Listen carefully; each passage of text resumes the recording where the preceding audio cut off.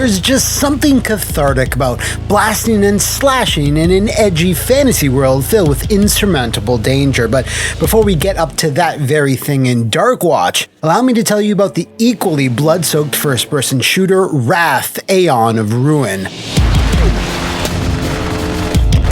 Built on the tech that powered the original Quake, Wrath puts you in the boots of the Outlander, a mysterious nomad chosen to save a decaying land by hunting down the ancient and terrifying guardians of the old world. To do this, you'll need to explore 3 unique hubs, 15 different sprawling levels, and cut through an army of twisted enemies including acid-spitting mounds of fanged flesh, bladed brutes, and other unspeakable horrors. Fortunately, the 9 brutal weapons and 10 powerful artifacts, which can grant a variety of powers on the fly, gives the Outlander a fighting chance to conquer Wrath's blistering old-school 90s challenge. You can expect close to 20 hours of gameplay if you want to kill, see, and collect absolutely everything, and there's no better way to do that than to the immersive and powerful music of Andrew Hulshult of Dusk and Amid Evil fame. Wrath is available now on Steam, and if you're interested in slaughtering some old gods, check the link in the description and the pinned comment below.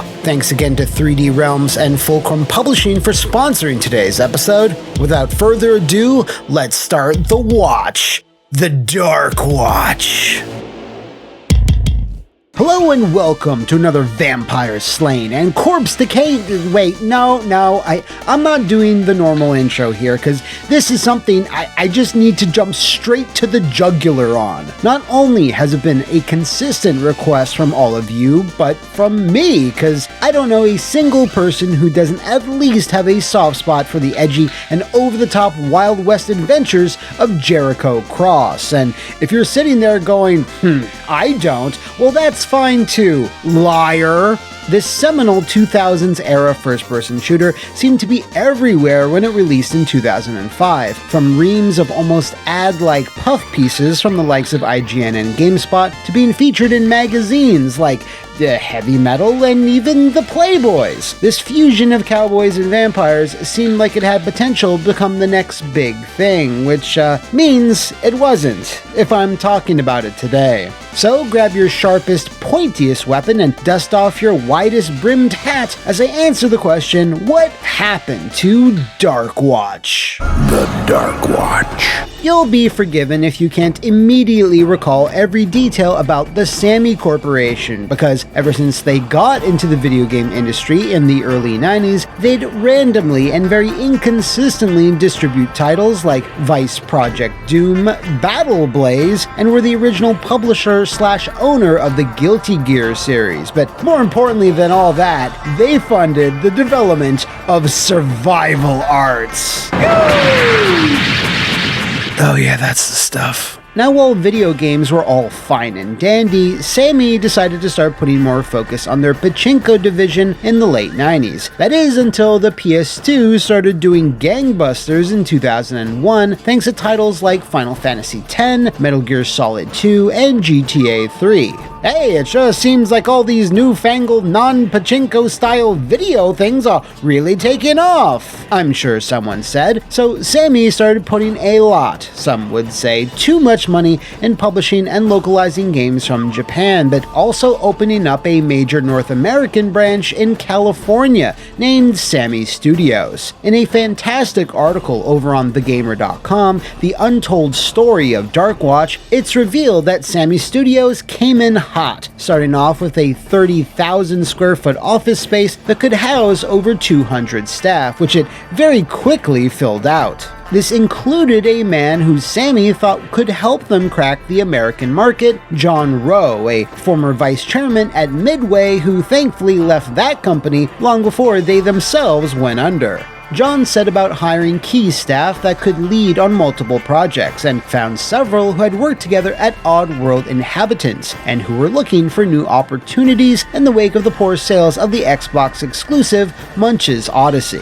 This trio consisted of Paul O'Connor, Farzad Vararamyan, and Emmanuel Valdez, but they were also accompanied by a fourth hire, the former editor-in-chief of Malibu Comics, Chris Ulm, who brought a certain panache for fostering new IPs, as he had helped popularize the original Men in Black comic book series with its second run under Malibu. With the team set to go and a cutting-edge building to work out of, they were given the green light on two projects, a sci-fi shooter called Invasion LA, and a game that started off very differently from Darkwatch named Code of the West. This was more of a whimsical take on the subject matter, featuring off-kilter character designs, environments, and weapons, and is about what you'd think of if you combined Oddworld and the Old West. The game was still designed to be a first-person shooter, however, and after a couple of months of leaning into this comedic direction, it was suggested by Chris Ulm that they try something else, as the somewhat slimy gambler/watchmaker character they had as the main playable protag wasn't really hitting. It's here where the entire project started to evolve based almost entirely around the desire to switch up the hero, because as he would gradually change into a darker, more serious gunslinger, so did the entire world around him.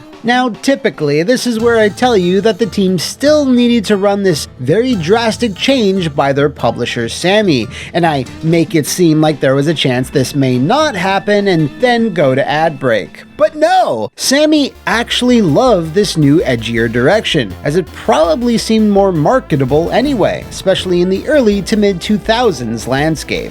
The PS2 and Xbox were of course the chosen platforms, as Nintendo's reputation with third parties wasn't exactly at its highest, with Emmanuel Valdez saying to IGN back in 2004, "For the longest time we were debating whether or not to bring it out for the GameCube, but there's just not a lot there in the GameCube market right now." So with their publishing partner's blessing, the team started sinking their fangs deep into their work. But, and there's always a but, dark clouds nevertheless began brewing at Sammy's offices, which means I'm going to still have to take that ad break.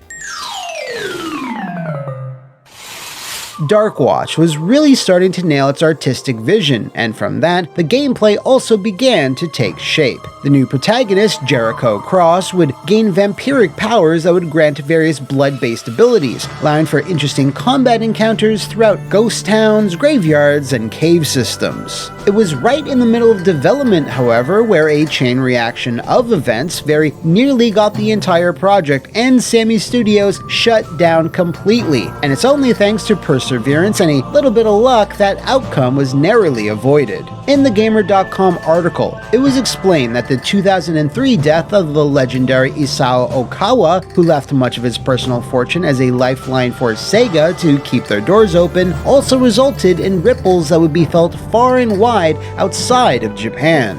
Okawa had been concerned, even with his huge cash injection, that Sega still wouldn't be able to hang on for much longer, and confided this fear to his confidant and Sammy CEO Hajime Satomi. Satomi, not wanting to disappoint his friend, agreed he would take on the responsibility of keeping Sega afloat, and thus in 2004, Sammy bought a controlling stake in Sega, and officially became Sega Sammy Holdings. This was received as good news by the Darkwatch team, with Emmanuel Valdez saying to thegamer.com, "We thought, hey, yeah, people know Sega more than Sammy. That's a great alliance. We thought maybe something good will come out of it." And thankfully it did.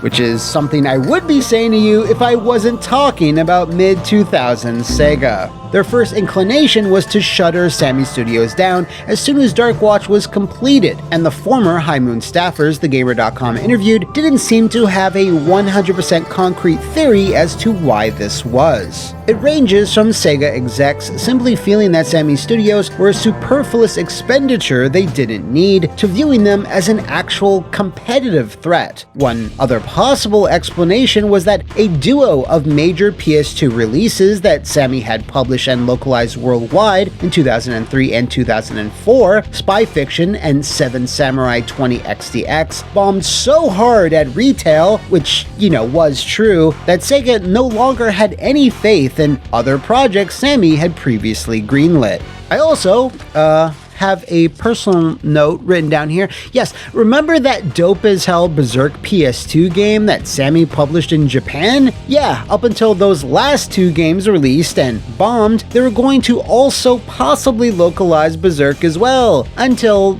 they didn't. Just cut to the guts theme, please.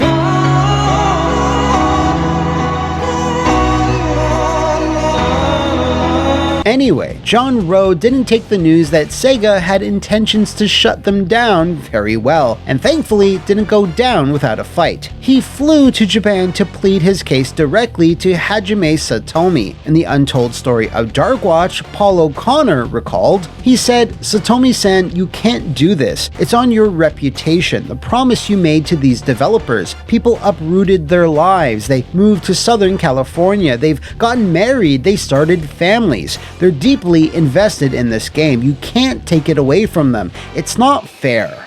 And so Satomi-san, being an honorable man, agreed. Satomi then allowed John Rowe and a group of investors to purchase Sammy Studios outright, saving the livelihoods of many of its staff and at least giving the company a chance to live on. A name change was obviously in order too, so they were redubbed as High Moon Studios, with the intent to both develop and publish Jericho Cross's first bloody adventure. Unfortunately, this period of time also brought upon some very steep challenges, because with Sammy no longer backing them, funds were extremely tight, which led to a not insignificant amount of downsizing in almost every department, including the cancellation of their other shooter, Invasion LA. Paul O'Connor was especially affected by this, saying that was the saddest day we ever had at High Moon. Still reeling from that heavy price, High Moon then realized that the coffin of the idea of self-publishing Darkwatch also needed to be firmly nailed shut, as they just couldn't swing it financially. If the game was to be released, they absolutely needed a publishing partner, but wouldn't find one for a good while yet. What they did find, however, was a cash injection from Vivendi Universal, who had just acquired the rights to make games based on the Jason Bourne franchise and were very keen in pumping them out, most likely in a bid to have the next Splinter Cell, which it very much was not. They were planning multiple games, in fact, and commissioned High Moon to develop the first, The Bourne Conspiracy. Typically, you might assume this would be an ill-advised move for High Moon, taking on two projects at once, but fortunately, by that time, Darkwatch had progressed so much that they only needed a smaller team to finish it up, while the majority worked on Bourne. Vivendi, however, were always a little suspicious of this situation, according to O'Connor. The Vivendi people were always very jealous of our development bandwidth. It's like, well, are we getting your best people? Or are you on our project or that project? You own this one and this one, you're just work for hire. Now, you'd think there would be an easy solution to this, and there was, but this is Vivendi, and they had zero interest in publishing Darkwatch, as I guess they had Jason Bourne tunnel vision or whatever. Jesus Christ. That's Jason Bourne. Fortunately, things turned around at the 11th hour, as just 3 months before its eventual release, High Moon struck a deal with Capcom in North America, Ubisoft in Europe, and were even able to put together a sizable marketing campaign in the lead-up to launch. This included magazine ads, TV commercials, and its female characters being prominently promoted in various states of undress, both online and in print, which is part and parcel for the wild days of the Spike Video Game Awards. Check this out, y'all.